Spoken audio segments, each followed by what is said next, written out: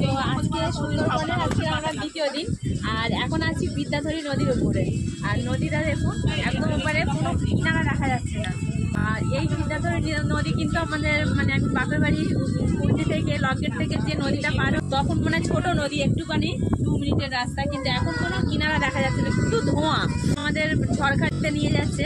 তো এরকম 9টার সময় চা না, আবার এক্ষুনি চাও এসে গেছে। মাঝখানে এরকম কিনারা আর এরকম আমুলি ফ্রাই কেমন লাগে বলুন তো, জাস্ট জমে যাবে। দেখবো আমুলি ফ্রাইটা কেমন লাগছে।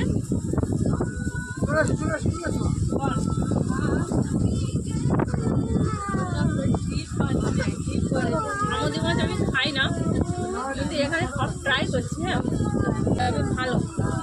আচ্ছা, আমরা এসেছি সাগর সঙ্গম ট্রাভেল, আপনারা ঘুরে যাবেন সাগর সঙ্গম ট্রাভেলসে।